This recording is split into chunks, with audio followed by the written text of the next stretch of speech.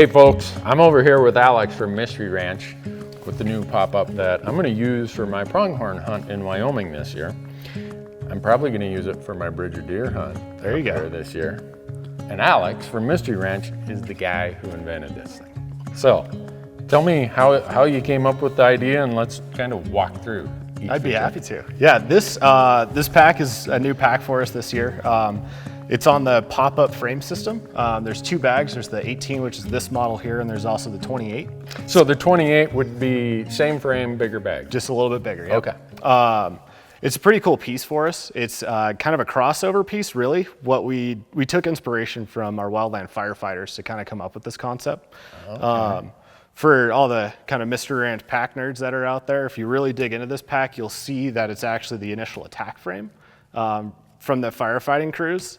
And we went ahead and did some other cool stuff to it to make it a little bit more utilitarian for our hunters. Okay. But we'll run through the bag really quick. The 18 is kind of a sweet little setup. It's a big, kind of just a big pocket in the middle. It's got a hydration spot for your bladder. It's got some porting here on the side, so you can run your tube right out the side there. Got a nice little lid pocket. Headlamp, that sort of thing can fit right in there, as well as some straps on the top. So it is a smaller bag, so if you wanted to carry like a puffy jacket or rain jacket or something, you have that location to carry that.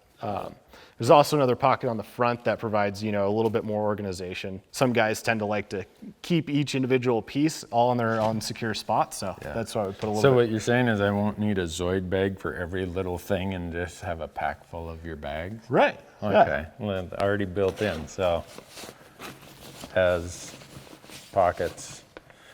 I can see this is where the stuff will be that I need frequently. Right. Toilet paper. Snacks. That sort of thing. So, like I said, pretty simple bag, but if we start kind of taking the bag off the frame, you'll notice that we still have the overload shelf built into this small little pack here. Okay, so when I did this and I brought it home, I wasn't out in the weeds thinking that, you know what, if I pop this up, this is going to be just like, almost like my Metcalf. The lift tower, once it is extended, is the exact same height as your guide light frame. Really? So if you do have a successful hunt, you can go ahead and utilize that overload system, pack your meat on there, and then you can utilize that lift tower to adjust that height of your load lifters to make it more efficient and much more comfortable to carry. So here are the clips right here. Yep, kind of tucked in right now. And so I'd put my 2 antelope quarters in there. Oh, I think we have an antelope quarter right here. There we go.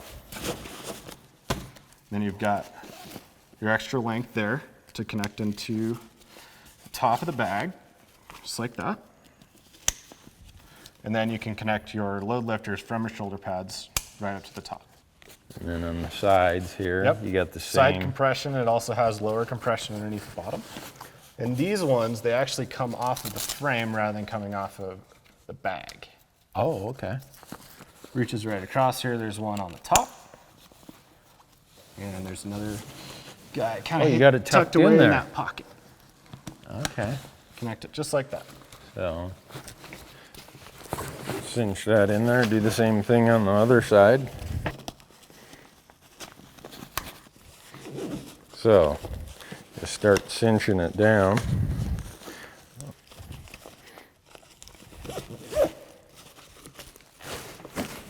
Now I don't have to go back to the truck and make an extra trip. You're all set up, ready to go. Just to get a pack that'll carry something. That's big enough. That's not just antelope stuff. I was kind of joking when I said I'd use it for my mule deer hunt. I think you could carry quite a bit of load out of that. So this is pretty much, if you're familiar with any of your other packs, pretty much same system. Same belt and harnessing system. Yeah? Huh. Look at that, folks. Alex, you're the man. Thing's pretty sweet, isn't it? So if this was a 28 frame, everything else is the same as just the bag would be slightly? Correct. Bigger as in width and height and it's a little in bit all taller, dimensions? for the most a little part. taller? Mm-hmm. Okay. And it has a little bit different lid style opening. It's kind of like our 3-zip.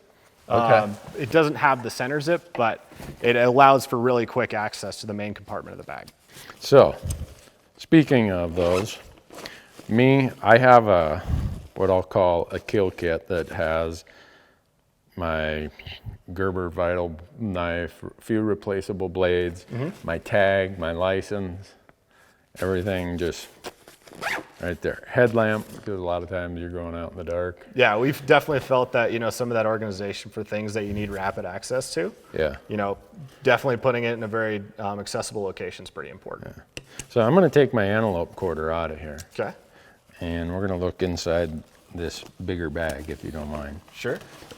Puffy coat, hydration bladder, food, survival. All the necessities. The absolute necessities that you'd need for a day hunt. Yep. Cool. It's also a great bag to keep in your truck. So if you see that trophy buck out there on the hillside, you have a pretty, nice, convenient little go bag to get you up on the hill and get that first load out. Cool. You can put a tripod on there. The smaller bag, the tripod tends to stick up a little bit higher. But one location that we found, you can actually carry the tripod with your spotting scope attached to it between the bag and the frame. Like upright? Upright. Oh, yep. okay. So very convenient. So if you are glassing from a number of different locations, you Just don't have pop to it out of there. You're not slide it putting in and back out. in. The other thing that we did a lot, especially antelope hunting, is we tend to store our our pop-up decoys in between the bag and the frame. You only have to pop a buckle or two, and you can slide that thing right in and out. So if you're on the move, you can just reach back and grab your decoy and be able to deploy that. Cool. So when you're out running around, when you guys were prototyping this, were you guys having it extended, or were you guys using it, extending it like this after you needed to carry something? Typically. Okay. Yep. It's really nice to be able to have this upper portion stowed. Antelope hunting, I tend to spend a lot of time on my belly because there's not a lot of trees out there. Yeah, archery hunting for sure. So it kind of enables you to be able to pick your head up a little bit more rather than being restricted by that upper portion. Got it. The other thing that's really nice about this system too is it's pretty slender in profile. So it allows you to draw your bow without any hindrance from your pack. Yeah. So it's definitely a pretty nice feature, to kind of have that smaller profile. Yeah. Same normal adjustment of the yoke. Yep. Fits a full range of torsos. This is so unique. I think people, once they start using it, is this the first, you guys prototyped it last year and it's in the market now? New for 2018. Okay. I think when people start using this thing, you're gonna hear an awful lot of rave reviews. Well, it's funny when you come up with a weird idea like this, you never know how people are gonna respond to it. And I tell you, we haven't been able to keep these things in stores. Oh, really? They've been flying off the shelves, I tell you. I think for day hunting, this is about as slick as you're gonna get. Oh yeah. I mean, I love my Metcalf, don't get me wrong. But there's some days where it's like, you know what? I'm not gonna be gone that long. Well, there you have it, folks. Mystery Ranch, new for 2018. Pop-up 18, pop-up 28. Go to the link below, find out where you can buy one. Thanks for watching.